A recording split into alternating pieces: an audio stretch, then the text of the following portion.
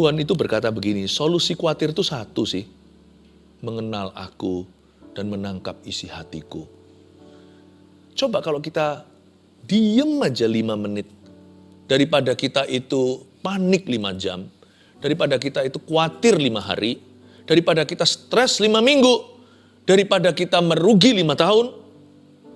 5 menit aja, berhenti sejenak.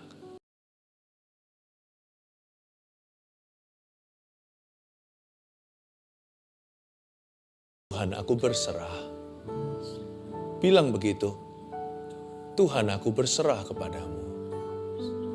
Jadilah padaku seturut kehendak-Mu. Terima kasih Tuhan. Sampaikan sabda-Mu, beritakan firman-Mu, ajari kami. Ajari kami seni beriman. Dan ambil setiap roh kecemasan dari dalam diri kami. Supaya kami bebas, supaya kami bahagia karena Tuhan. Terima kasih Tuhan, di dalam nama Yesus. Haleluya, sembunyikan hamba balik salib-Mu selalu. Amin. Praise the Lord, puji Tuhan. Saya merasakan ada banyak orang dibelenggu dengan roh kecemasan. Bukan roh jahat, tetapi itu sebuah patron pikiran. Karena itu saya berikan judul hari ini, judulnya agak keras karena ada kata bertobat di dalamnya, tapi memang sungguhan. Overthinking itu dosa, itu bukan sifat. Bertobat dari overthinking. Matius 6 ayat 25-34, ini adalah ayat-ayat yang banyak orang Kristen sudah tahu, anak-anak Tuhan tidak asing lagi. Jangan kamu khawatir itu. Coba saya bacakan dulu ayat 25 sampai ayat 34, oke? Karena itu aku berkata kepadamu, janganlah khawatir akan hidupmu, akan apa yang hendak kamu makan atau minum, dan janganlah khawatir pula akan tubuhmu, akan apa yang hendak kamu pakai. Bukankah hidup itu lebih penting daripada makanan, dan tubuh itu lebih penting daripada pakaian? Pandanglah burung-burung di langit yang tidak menabur dan tidak menuai, dan tidak mengumpulkan bekal dalam lumbung, namun diberi makan oleh Bapamu yang di sorga. Bukankah kamu jauh melebihi burung-burung itu? Siapakah di antara kamu yang karena kekhawatirannya dapat menambahkan sehasta saja pada jalan hidupnya? Dan mengapa kamu khawatir akan pakaian? Perhatikanlah bunga bakung di ladang yang tumbuh tanpa bekerja, tanpa memintal. Namun aku berkata kepadamu, Salomo dalam segala kemegahannya pun tidak berpakaian seindah salah satu dari bunga itu. Jadi jika demikian Allah mendandani rumput di ladang, dan yang hari ini ada besok dibuang ke dalam api, tidakkah Ia akan terlebih lagi mendandani kamu, hai orang-orang yang kurang percaya?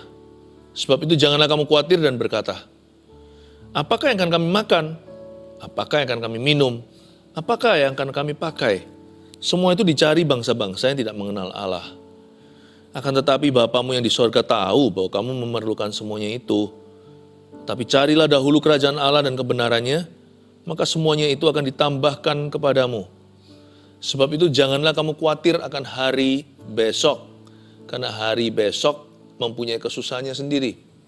Kesusahan sehari cukuplah untuk sehari. Saya tantang Anda untuk berani berkata, cukup sudah, enough is enough. Cukup, aku cemas begini terus. Nanti kalau problema datang, kita cemas. Problema kita pergi, kita curiga. Kapan lagi problem baru datang? Dasar orang yang tidak pernah happy kita ini. Karena kita punya patron berpikiran, itu salah. Kita harus berani berkata, kecemasan sampai tahun ini saja. Enough, cukup. Sekarang saya sudah bebas. Saya bebas oleh darah-darahnya anak domba Allah. Saya bebas dari jalur pikiran ini. Bahkan, tahukah Anda bahwa overthinking itu termasuk dosa? Kok bisa? Coba baca ayat 25. Karena itu aku berkata kepadamu, janganlah khawatir akan hidupmu. Ini kata-kata Yesus ya. Yesus itu firman. Apa yang Yesus katakan itu standar Allah. Dan Yesus berkata di sini, pakai kata jangan, berarti itu perintah. Itu bukan himbauan, itu bukan saran. Karena itu aku Yesus berkata kepadamu, pada murid-murid Yesus dan para pendengarnya. Janganlah khawatir akan hidupmu. Jangan kamu khawatir burung di udara dia pelihara seperti lagu itu. Janganlah khawatir akan hidupmu. Lalu jangan khawatir apa lagi? Jangan khawatir apa yang hendak kau makan atau apa yang hendak kau minum. Jangan khawatir juga akan tubuhmu, apa yang hendak kamu pakai. Bukankah hidup itu lebih penting daripada makanan dan tubuh itu lebih penting daripada pakaian? Kekhawatiran itu nggak boleh diremehkan. Overthinking, kecemasan. Karena orang yang cemas berlebihan, yang overthinking melulu, prioritas hidupnya pasti nggak betul. Karena itu Yesus di sini tegur. Hidup itu kan lebih penting daripada makanan. Saya garis bawahi di Alkitab saya kata lebih penting. Berkali-kali lebih penting itu. Tubuh itu lebih penting daripada pakaian. Gak bisa kita itu menyembah Tuhan dalam kebenaran sambil menyimpan overthinking dan kecemasan. Karena kita gak bisa melayani dua Tuhan. Kalau kita melayani Yesus, maka garis besarnya adalah iman. Tapi kalau kita melayani kekhawatiran, kecemasan, garis besarnya adalah roh ketakutan. Gak bisa dicampur baur. Air dan minyak gak bisa bersatu.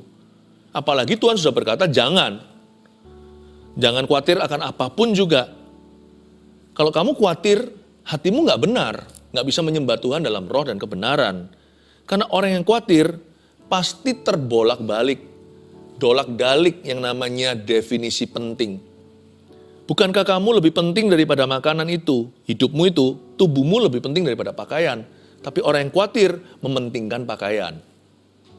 Padahal pakaian itu bukan keinginan. Sah-sah aja sih. Karena pakaian dalam konteks orang yang khawatir seringkali adalah kebutuhan. Makanan juga sama. Bagaimana kalau kita kepepet? Gimana kalau kita terjepit? Gimana kalau kita terpojokkan oleh keadaan? Bolehkah kita khawatir? Boleh sih boleh. Tapi apa gunanya? Karena Alkitab mengatakan, tadi yang ayat yang kita baca, siapa sih yang dengan khawatir menambah sahasta pada hidupnya? Tuhan itu melarang dengan keras. Jangan kamu khawatir, seperti dikasih tanda seru berkali-kali. Karena kecenderungan kita itu selalu mengkhawatirkan segala sesuatu. Tuhan bilang, kalau kamu mau menyembah aku dengan benar, dalam roh dan kebenaran pula, kamu tidak boleh overthinking. Pandanglah burung-burung di langit, ayat 26. Yang tidak menaburkan dan tidak menuai. Yang tidak mengumpulkan bekal dalam lumbung namun diberi makan oleh Bapamu di sorga. Bukankah kamu jauh melebihi burung-burung itu? Siapakah di antara kamu yang karena kekhawatirannya dapat menambahkan sehasta saja pada jalan hidupnya, ayat 27. Perintah jangan kamu khawatir itu sangat fungsional. Gimana Tuhan bisa bicara kepada kita? Kalau hati kita panik sendiri, kalau pikiran kita kacau balau. Yang seringkali kita katakan bahwa kita tidak bisa mendengar suara Tuhan itu gak tentu betul loh. Kemungkinan besar Tuhan sudah berbicara, tapi Anda dan saya yang tidak mendengarkan karena kalut pikiran. Makanya Tuhan tuh berkata begini dalam ayat Alkitab. Tuhan berkata, tenanglah ini aku jangan takut. Waktu murid-muridnya panik sendiri, itu di atas lautan Danau Galilea. Yesus berjalan di atas air menghampiri mereka untuk tolong mereka. Tapi mereka berkata, ini hantu. Tuhan berkata, tenang. Kalau kamu gak tenang, Tuhan akan kira-kira kamu hantu nanti. Jangan-jangan hantu dikira Tuhan. Ketakutanmu dikira nanti inilah realita yang akan terjadi. Nanti tidak akan bisa berpikiran lurus. Dan selalu tidak akan bertemu dengan rencana Yesus. Tuhan berkata dengan jelas di sini, kamu gak bisa khawatir dan menambah sehasta. Kamu harus putuskan hari ini mau overthinking atau belajar beriman. Mau manjakan perasaan kecemasan atau mau lawan. Dari sini kita tahu dari perintah Yesus jangan khawatir. Berarti siapa melanggar ini, berarti melanggar perintah Tuhan. Sekalipun ini bukan 10 perintah Allah, karena 10 perintah Allah tidak ada salah satunya berbunyi, jangan kamu khawatir. Tapi ini perintah Yesus, sama saja. Jadi siapa yang melanggar ini melanggar firman. Siapa yang khawatir berarti berdosa. Aduh Pastor Philip, kok berat ya vonisnya. Iya, kita harus tahu dulu supaya kita bisa lawan dia. Kalau kita nggak tahu sesuatu itu penyakit di tubuh kita kan nggak dikasih obat. Bahkan nggak ke dokter pula. Waktu kita menyadari bahwa badan kita mengirimkan sebuah sinyal. Ada yang nggak beres dengan jantungku. Atau ada yang nggak beres dengan pandangan mataku, kok kabur. Ada yang tidak beres dengan pendengaran telinga saya. Kenapa kok bunyi nging begini? Dan ini constantly atau secara konsisten. Kalau kita tidak bisa menyadari bahwa ini adalah sakit penyakit atau sesuatu yang perlu ditanggapi secara serius, kita bisa lengah dan membiarkan itu terjadi lalu nanti terlambat diobati.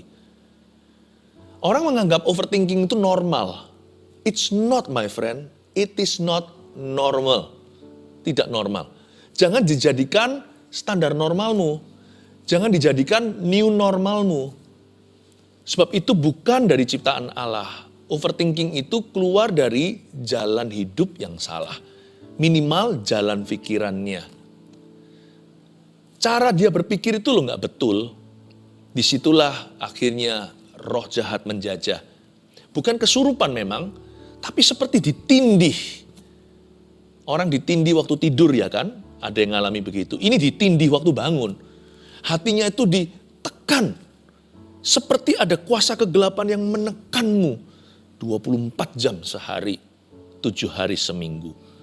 Ini gak betul. Dan Tuhan sangat-sangat tegas soal kekhawatiran. Dia gak pakai kalimat begini. Kalau bisa kamu jangan khawatir. Atau usahakan agar kamu tidak khawatir. Tidak. Tuhan berkata dengan jelas hitam di atas putih.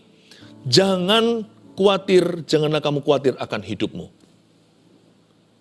Kenapa? Karena Tuhan tahu di ayat yang kita baca tadi tentang menambah sehasta, barang siapa khawatir, itu bukan hanya merugikan orang lain, dia juga merugikan dirinya.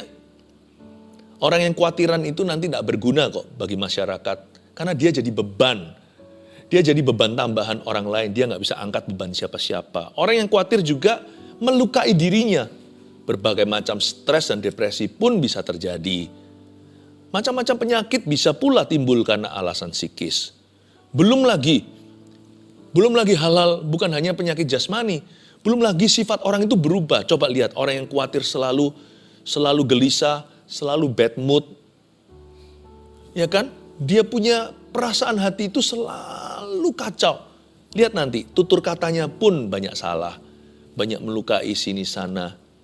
Gampang emosi, mudah disulut amarah. Gak sabaran sama orang. Makanya Tuhan tegasi, kamu jangan sekali-kali kamu khawatir. Sebab bukan hanya kamu tidak menambah sehasta, bisa-bisa kamu mengurangi 10 hasta dari hidupmu dan hidup orang lain. Belum lagi orang yang khawatir itu juling mata rohaninya terhadap Tuhan. Apa yang Tuhan utamakan di hidupnya, dia anggap remeh dan gampang. Karena dia khawatirkan perkara-perkara yang tidak utama, bukan perkara-perkara yang paling penting di mata Allah. Jadi akhirnya dia nggak sepakat sama Tuhan bagaimana bisa dapat berkat. Jangan minta diberkati Tuhan kalau kita nggak sepakat. Tuhan jangan dipaksa turun di level kita. Kita yang harus menjadi serupa dengan gambarannya. Orang yang khawatir itu tidak akan bisa melihat Tuhan dengan cara yang benar. Akhirnya merugikan apa? Merugikan hubungan dia dengan Sang Juru Selamat. Merugikan hubungan kita dengan Tuhan kita. Makanya Tuhan berkata, ini toksik ini. Khawatir ini toksik. Khawatir ini racun rohani. Yang akhirnya juga sangat berpotensi meracuni kesehatan kita. Mana ada sih orang khawatir yang sehat? Nggak ada. Aduh pusing terus. Sakit-sakitan. Saya minta kepada keluarga Saat Teduh untuk mengerti dan menyadari bahwa ini bukan main-main. Jangan dianggap normal. Overthinking harus dilawan. Ayat 28. Dan mengapa kamu khawatir akan pakaian? Perhatikanlah bunga bakung di ladang yang tumbuh tanpa bekerja dan tanpa memintal. Ada kata perhatikan, saya suka kata perhatikan. Berarti ada sesuatu yang Anda dan saya harus tangkap nih, gak bisa dipelajari. Ini bukan biologi. Ini adalah pelajaran tentang Allah. pencipta kita. Perhatikanlah, suruh perhatikan. Namun aku berkata kepadamu, ayat 29, Salomo dalam segala kemegahannya pun tidak berpakaian seindah salah satu dari bunga itu. Jadi, jika demikian Allah mendandani rumput di ladang, yang hari ini ada dan besok dibuang dalam api, tidakkah ia akan terlebih lagi mendandani kamu, hai orang-orang yang kurang percaya? Disuruh perhatikan, tapi kelihatannya disuruh perhatikan bunga lah, disuruh perhatikan rumput lah. Padahal enggak, kalau kita baca dengan seksama, kita disuruh memperhatikan Allah. Kita bukan disuruh perhatikan ciptaannya, tapi penciptanya. Jadi jika demikian Allah mendandani rumput di ladang, yang hari ini ada dan besok dibuang, tidakkah ia akan terlebih lagi mendandani kamu, hai orang yang kurang percaya. Tuhan itu berkata begini, solusi khawatir itu satu sih. Mengenal aku dan menangkap isi hatiku. Coba kalau kita diem aja 5 menit. Daripada kita itu panik 5 jam. Daripada kita itu khawatir 5 hari. Daripada kita stres 5 minggu. Daripada kita merugi 5 tahun. 5 menit aja, berhenti sejenak. Kalau kita mau ingat aja. Kita mau memperhatikan Allah kita. Dan kita berkata, Bapa, ajari aku 1-2 hal tentang dirimu. Tiap hari 1. Aku ingin menangkap isi hatimu. Jangan hanya membaca Alkitab demi sekedar demi untuk membaca dan menyelesaikannya. Tangkap hatinya Allah itu loh. Tangkap hatinya. Jangan jadi yes man semata-mata hanya melaksanakan perintah. Kita juga punya sih orang-orang seperti itu dalam hidup kita ya kan. Baik sih, saya bersyukur untuk semua tipe orang. Tapi ada orang-orang yang hanya melakukan perintah. Tapi nggak pernah ngerti-ngerti hati kita. Jadi bayangkan kalau suatu hari perintah belum diberikan. Orang itu bengong nggak tahu mau lakukan apa. Tapi lihat, sahabat selalu tahu isi hati sahabatnya. Anak biasanya tahu isi hati orang tuanya. Suami istri saling mengenal isi hatinya. Jadi bahkan tidak perlu main perintah, kita udah ngerti kok. Papa kita maunya apa. Kita paham kok apa yang dia suka, apa yang dia tidak suka. Hati itu nangkep. Nangkapnya itu karena bertahun-tahun mengenal dia. Waktu kita bicara sama seseorang, kita bisa bilang, ini kalau papaku tahu pasti dia gak suka nih. Atau ini kalau papa saya tahu nih, wah dia pasti happy nih. Kenapa kok cepet-cepet ambil konklusi? Kenal kan, meskipun kita harus konfirmasi. Jangan ambil keputusan sendiri kalau itu bukan wewenangmu. Tapi di hati kita tahu kok, orang lain hanya mereka, kira-kira gimana ya? Pak Bos mau nggak ya proposal begini? Wah ini papaku dari dulu suka yang begini. Tapi coba saya tanyakan papa saya ya. Atau sebaliknya, udah yang kayak beginian. Papa saya paling benci. Papa saya itu orangnya begini, titik, lanjutkan sendiri. Nanti ya saya bawa ke Papa untuk konfirmasi, kamu tanya dia sendiri aja. Tapi menurut saya, ya paham saya, pengenalan saya akan ayahku sendiri adalah, yang beginian itu dia paling gak suka. Karena ayah saya itu orangnya gak begitu. Malah justru papa saya itu orangnya begini. Kok bisa ya? Hanya anak kan, pegawainya gak bisa tahu kan. Atau orang tangan kanan yang bisa kenal. Disuruh perhatikanlah. Bukan rumput di ladang, bukan bunga di padang. Perhatikanlah Allah. Tidakkah ia akan terlebih lagi mendandani kamu? Kalau kita tahu isi hati wataknya Tuhan. Bapak itu tidak mikir investasi. Bayangin, itu bunga di padang dihiasi. Rumput juga, hijaunya kayak begitu. Besoknya dia layu dan dibuang orang ke dalam api. Atau dia tersengat dengan sang surya matahari. Itu aja sehari saja. 1 siang aja untuk dinikmati, itu pun banyak orang gak menikmati dengan matanya karena hanya lalu lalang saja. Bapak kasih full house. Bukan karena Bapak berkata, apa ya returnnya ya? Apa kembaliannya untuk aku? Aku dapat apa dari ini? Bapak kalau memberkati itu gak pakai embel-embel. Kalau aku berkati kamu, nanti kamu harus melayani aku. Kalau aku berkati kamu harus memberi persembahan. Gak ada. Makanya saya juga gak pernah kok sama Tuhan itu kasih janji-janji, Tuhan kalau engkau berkati gini, saya jauhkan yang gitu-gituan. Karena saya kenal watak bapak saya. Dengar baik-baik ya, papa saya ya, bapak rohani, bapak saya di dalam sorga. Bapak segala roh, kata Ibrani. My Father in heaven. Orangnya gini, saya beritahu ya sekarang. Dia itu kalau memberi, tanpa pamrih. Kasih ibu itu terinspirasi atau diambil dari kasih Bapa di sorga. Tak mau kembali, hanya memberi. Bapak itu kalau ngasih, meskipun cuma 1 hari, besok hangus, dia tetap memberikan yang terbaik. Karena memang itu sifatnya. Dia maha murah, bukan murahan, maha murah hati. Dia maha memberi. Nah kalau begitu kita punya Bapak, kenapa kita ketakutan? Kenapa kita overthinking seolah-olah Tuhan itu akan menjegurkan, seolah-olah Tuhan akan menceburkan, seolah-olah Tuhan itu akan melukai, seolah-olah Tuhan itu akan merugikan, seolah-olah Tuhan itu hendak mengambil sesuatu, seolah-olah Tuhan itu jual mahal, seolah-olah Tuhan itu lebih senang bilang tidak sama kita, supaya mendidik kita daripada berkata iya dan memanjakan kita. Tuhan tidak pernah memanjakan, I know. Tapi jangan pakai alasan mendidik. Dia adalah pendidik yang paling tinggi. Berarti dia jahat. Berarti dia itu keras. Bukan hanya ketegasan Tuhan saja yang patut kita pelajari. Tangkap isi hatinya, dia murah hati. Kalau kita tahu Bapa seperti apa yang kita sembah dan punya, niscaya pastilah semakin hari semakin sedikit kekhawatiran di dalam hati. Setiap bulan semakin berkurang itu kecemasan. Dan setiap tahun overthinking tidak lagi menjadi gaya hidup di dalam hidup kita. Haleluya.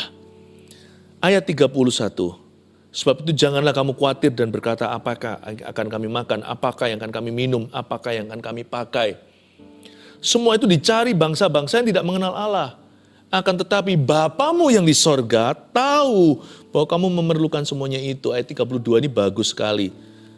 Kalau kamu khawatir terus ya nanti lama-lama hidupmu akan mengejar sesuatu yang gak jelas. Kalau overthinking itu dibiarkan, lama-lama nanti kita terbiasa mencari apa yang dicari oleh bangsa-bangsa yang tidak mengenal Allah. Kita perlu satu kepastian, perlu sebuah jaminan, perlu sebuah garansi. Kita akhirnya mencari-cari apa yang bangsa yang tidak mengenal Allah mencarinya. Akan tetapi Bapamu yang di sorga, lihat pandang dia. Kita punya Bapa seperti itu yang kita sembah dan punya. Wow, bukankah kalau kita punya Bapa yang demikian, overthinking gak punya tempat dalam jiwa kita. Diganti apa ya overthinking anaknya ya? Diganti rasa syukur gimana? Diganti pengakuan iman bagaimana? Lebih baik bukan? Gak ada ruang, gak ada tempat. Hatiku full house, hatiku full praise, hatiku full faith, hatiku full thanksgiving, hatiku penuh dengan syukur dan pujian. Seperti lagu hatiku penuh nyanyian, hatiku penuh nyanyian, hatiku penuh dengan pujian. Ayat 33, tapi carilah dahulu kerajaan Allah dan kebenarannya, maka semuanya itu akan ditambahkan kepadamu. Di sini aktivitasnya. Ini juga bicara tentang memiliki visi yang lebih tinggi tentunya. Janganlah hidupmu seputar hanya sekedar mengumpulkan barang-barang yang fana. Tetapi carilah dahulu kerajaan Allah dan kebenarannya, ini juga berarti mengisi hidup dengan aktivitas yang membangun kekekalan. Sebab itu janganlah kamu khawatir akan hari besok. Nah, jadi make sense. Kalau isi hidup kita tuh diisi sama kerajaan sorga, kita jadi punya ruang yang lebih sedikit untuk khawatir akan hari besok. Kenapa? Karena pikiran kita sibuk. Karena hati kita fokus kepada sesuatu yang jauh lebih tinggi daripada perkara-perkara duniawi. Otomatis lebih mudah untuk menggenapi perintah ini. Jangan kamu khawatir akan hari besok, karena hari besok mempunyai kesusahannya sendiri. Kesusahan sehari cukuplah untuk sehari. Tapi setiap hari, tolong hidupmu dan hidupku diisi dengan perkara-perkara yang bernilai kekal dan sorgawi. Di samping kita bekerja, melakukan tugas kita, mahasiswa kuliah, ibu rumah tangga, rawat rumahnya, pengusaha bekerja, seorang karyawan di perusahaannya. Memang kita harus lakukan tugas kita. Tapi hati kita, pikiran kita harus diisi dengan kerajaan Allah serta kebenaran. Dengan demikian lebih gampang untuk kita itu tidak terbuai oleh kekhawatiran. Kekhawatiran akan hari besok, karena besok kita ada perencanaan, ya kan? Saya tiap malam selalu lihat di agenda saya punya agenda manual. Besok apa aja tugas saya? Wah, biasanya terbeberkan penuh dari atas ke bawah, dari kiri ke kanan. Harus begini, harus begitu. Nggak terlalu banyak ruang gitu untuk saya itu ngelamun, lalu mikirkan yang enggak, khawatir akan hari besok. Kekhawatiran yang notabene tidak akan terjadi dalam kehidupan kita. Tahukah sebagian besar ketakutan manusia itu tidak akan terjadi? Jangan kamu khawatir akan hari besok. Jangan kasih ruangan, jangan kasih tempat tumpu tuh setan. Jangan kasih jalan untuk roh ketakutan. Kalau kita ke depan itu ada rencana, semua ada planning. Kita patut membuat perencanaan. Kalau kita tidak berencana berarti kita rencana itu gagal, ya kan? Jangan kamu khawatir akan hari besok. Kalau agendamu diisi dengan kerajaan Allah dan kebenarannya, maka lebih gampang kita itu untuk tenang. Kesusahan sehari cukuplah untuk sehari.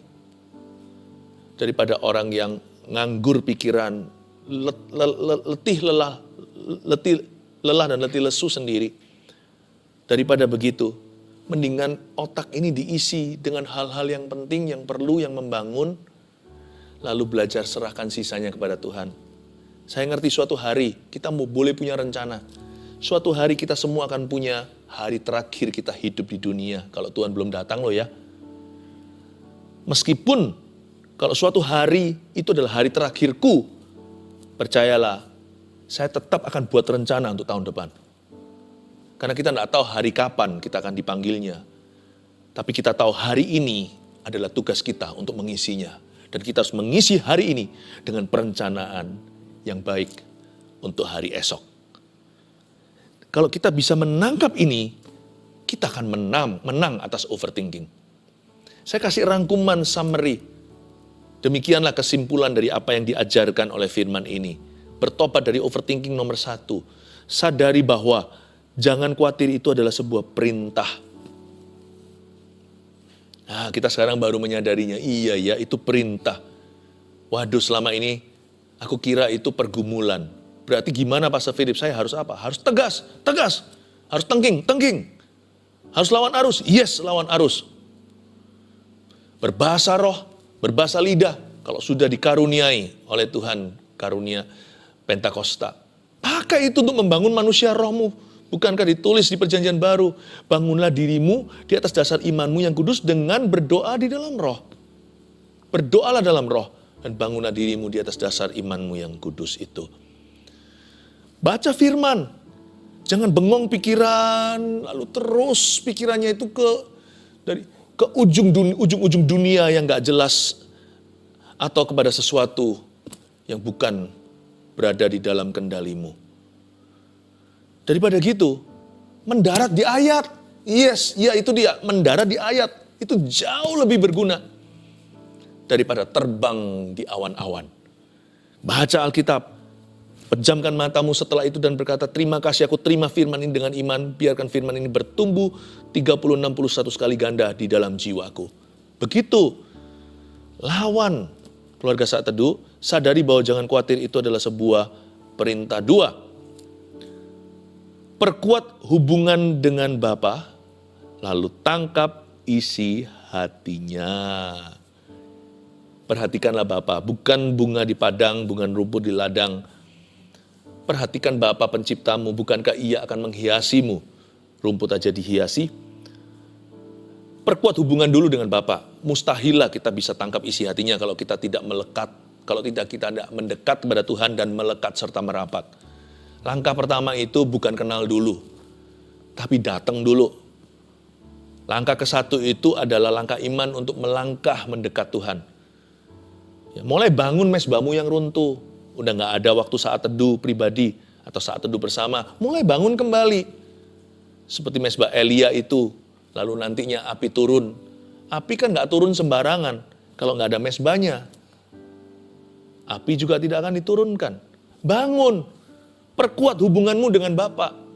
Lakukan kembali aktivitas-aktivitas rohani yang membangun imanmu. Lalu setelah itu jangan hanya lakukan itu sebagai religi atau sesuatu rutinitas, bahkan liturgi. Setelah Anda merapat, mendekat pada Tuhan, usahakan untuk tangkap isi hatinya seperti kalau di dalam kelas gitu ya, guru lagi berceramah atau mengajarkan matematika, fisika, atau bahasa Inggris, atau bahasa Indonesia. Anda jangan tertidur, jangan juga melamun, jangan gambar-gambar yang gak jelas, dengan tangan yang sudah siap di laptopnya atau zaman dulu pensil dan buku tulisnya. Catat, perhatikan, seksama, tangkap sesuatu, jangan hanya dapatkan hasil akhirnya. Tapi coba temukan rumusnya. Kok bisa begitu ya? Kok bisa begitu ya? Kok bisa hasilnya begini? Dari mana itu? Coba bisa terima isinya. Oh gitu ya. Jangan hanya dapatkan pengajaran guru, tangkap cara dia berpikir. Coba tangkap cara dia berhitung. Kok bisa begitu? Di sini kunci bahwa banyak orang hanyalah tahu Tuhan, tapi gagal untuk menangkap isi hatinya. Ada satu pepatah bunyi begini, some things cannot be taught, only can be caught. Ada hal tertentu yang gak bisa diajarkan, tapi harus ditangkap. Karena itu saya berdoa supaya Anda menangkap isi hati Allah. Yang ketiga, isi hidup dengan aktivitas kerajaan sorga seperti misi dan pelayanan. Ini bukan berarti hanya misi dan pelayanan saja loh ya, lalu gak bekerja, gak kuliah, gak sekolah, lalu semua nilainya buruk, pekerjaannya juga terbengkelai. Jangan lakukan itu, hidup harus seimbang. Tetapi setelah kita bekerja sebaik-baiknya, sekolah sebaik-baiknya, lakukan tanggung jawab kita, isilah hidupmu juga dengan aktivitas kerajaan sorga, seperti misi dan pelayanan. Karena hal-hal itu akan membantu kita untuk tidak fokus pada diri sendiri. Itu membantu kita. Belum lagi ada nilai kekal dalam aktivitas-aktivitas tersebut. Sangat membantu kita untuk bisa fokus pada Yesus dan fokus pada orang lain. Lama-lama, tanpa kita sadari, kita sembuh sendiri dari overthinking itu. Kalau hidupmu terisi dengan apa? Diisi dengan aktivitas kerajaan sorga, seperti pelayanan, seperti misi. Dalam hidup saya, dan hidup banyak jemaat Mawar Siaran saya gembalakan, yang membantu kita nggak overthinking, tapi selalu higher thinking. Bukan cemas, tapi memikirkan perkara lebih tinggi adalah visi mendirikan 1000 gereja lokal yang kuat, dengan 1 juta murid Kristus. Kita hidup untuk itu. Dan karena itu kita tidak pernah fokus kepada perkara-perkara yang sementara. I pray, saya berdoa Anda menang dari overthinking. Haleluya. Mari kita mengangkat kedua tangan kita untuk menerima berkat pengembalaan ini. Di dalam nama Yesus Kristus, terimalah kekuatan baru. Tuhan gantikan dengan akal budi yang diperbaharui. Bawalah damai sejahtera di hati dari Bapa, Putra, Roh Kudus. Dalam nama Yesus, haleluya. Amin.